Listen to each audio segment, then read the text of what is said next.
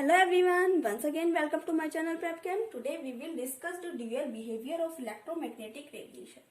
The light possesses both particle and wave-like properties, that is light has dual behavior. मतलब light हमें दो तरह की प्रॉपर्टी दिखाती है, पार्टिकल और वेव लाइट. तो लाइट का कैसा बिहेव हुआ? Dual behaviour. Whenever radiation interact with matter, it displays particle-like properties, black body radiation and photoelectric effect. Wave-like properties are exhibited when it propagates interference and diffraction. तो जब भी radiation matter के साथ react करती है तो वो पार्टिकल लाइक प्रॉपर्टी दिखाती है. और जैसे अगर आप ब्लैक बॉडी रेडिएशन और फोटो इलेक्ट्रिक इफेक्ट को देखो तो उसमें से जब लाइट पास की जाती है तो वो पार्टिकल की तरह रिएक्ट करती है, तो वो पार्टिकल उसका पार्टिकल जैसा बिहेव हुआ. ठीक है. और जब लाइट प्रोपोगेट करती है तो वो इंटरफेरेंस और डिफ्रैक्शन के प्रोसेस को दिखाती है. तो ये पार्टिकल और वेव लाइट दोनों ही प्रॉपर्टी को एग्जिस्ट करती है. अब इसे स्टडी करने के लिए एक टर्म आती है spectrum. When a light is passed through a prism it is split into a series of coloured band known as spectrum. जब प्रिज्म से लाइट को पास करते हैं तो एक कलरफुल बैंड दिखाई देता है जिसे हम स्पेक्ट्रम कहते हैं. जब भी लाइट किसी बैंड से स्प्लिट होगी तो उसे हम क्या कहते हैं? स्पेक्ट्रम कहते हैं. Spectrum is of two types. ठीक है. फर्स्ट होता है continuous spectrum. The spectrum which consist of all wavelengths are called continuous spectrum. मतलब जिसमें सभी वेवलेंथ्स होती हैं उसे हम कंटिन्यूअस स्पेक्ट्रम कहते हैं. सेकंड आता है हमारा line spectrum. A spectrum in which only specific wavelengths are present is known as line spectrum. It has bright lines with dark spaces between them. Electromagnetic spectrum is a continuous spectrum. It consists of a range of electromagnetic radiations arranged in the order of increasing wavelengths or decreasing frequencies. मतलब जिसमें selected wavelengths होती हैं उसे हम line spectrum कहते हैं. Line spectrum के अंदर जो है वो एक स्पेस होता है क्योंकि वो सारी वेवलेंथ्स पर स्पेक्ट्रम नहीं देता. जिस स्पेक्ट्रम पर वह वेवलेंथ देता है वहां पर व्हाइट लाइंस आ जाती हैं और जो एम्प्टी स्पेसेस है वे डार्क स्पेसेस हो जाते हैं. अब जो स्पेक्ट्रम है वह किस फॉर्म में अरेंज है? इंक्रीजिंग वैल्यू ऑफ वेवलेंथ्स में या डिक्रीजिंग फ्रीक्वेंसीज में. ठीक है. अब ये हमारा एक लाइन स्पेक्ट्रम है. अब जो वेवलेंथ एब्जॉर्ब की वे हमें ब्राइट लाइन्स में दिखाई देंगी और बाकी की डार्क स्पेसेस में, यानी कि डार्क स्पेसेस मतलब एम्प्टी. नेक्स्ट टॉपिक है क्लासिफिकेशन ऑफ स्पेक्ट्रम. फर्स्ट है इसमें एमिशन स्पेक्ट्रम.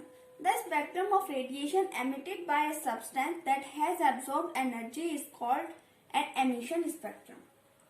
जब किसी सब्सटेंस ने किसी रेडिएशन को एमिट या एब्सॉर्ब किया तो उसे हम एमिशन स्पेक्ट्रम कहते हैं. सेकेंड है हमारा absorption spectrum. Absorption spectrum is the spectrum obtained when radiation is passed through a sample of material. The sample absorbs radiation of certain wavelengths. The wavelengths which are absorbed are missing and the came as dark lines. मतलब जब radiation को sample में से पास किया गया तो sample ने कुछ रेडिएशन को एब्सॉर्ब कर लिया. जो वेवलेंथ पास की थी तो वो वेवलेंथ एब्सॉर्ब हो गई और कुछ एब्सॉर्ब नहीं हुई. तो जो एब्सॉर्ब हो गई वे डार्क लाइन्स देंगी और जो एब्सॉर्ब नहीं हुई वे लाइन्स देंगी. तो इसे हम क्या कहते हैं? एब्सॉर्प्शन कहते हैं. The study of emission and absorption spectra is refers as spectroscopy. मतलब इन एमिशन की स्टडी को हम क्या कहते हैं? एमिशन या एब्जॉर्प्शन की स्टडी को हम कहते हैं स्पेक्ट्रोस्कोपी.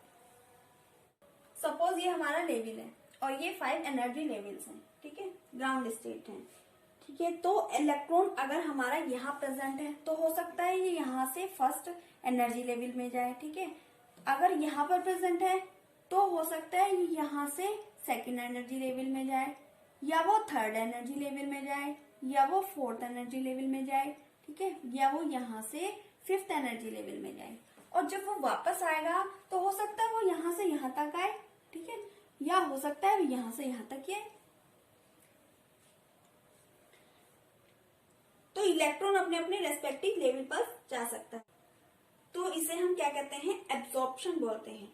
यानी जब वो एक्साइटिंग स्टेट में जा रहा है तो ये एमिशन हुआ. अब ये एक सीरीज बनती है जिसे हम बोलते हैं लाइन सीरीज.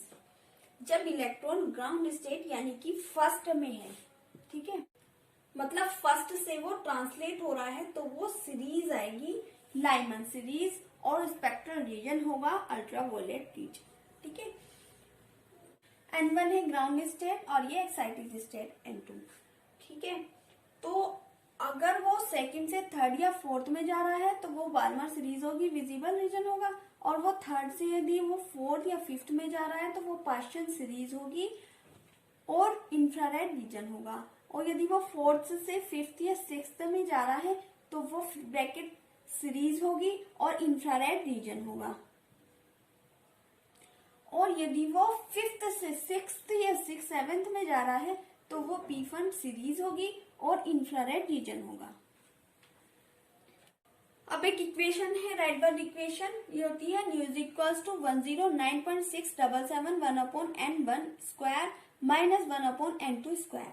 मतलब r है रेडबर्ग कांस्टेंट, राइडबर्ग कांस्टेंट, तो 1 इसकी वैल्यू होती है 109.677 सेंटीमीटर इनवर्स, ठीक है। तो इसकी वैल्यू को यहाँ पुट कर देंगे 109.677, ठीक है। Thank you. अगर वीडियो पसंद आई तो वीडियो को लाइक एंड सब्सक्राइब करना मत भूलें।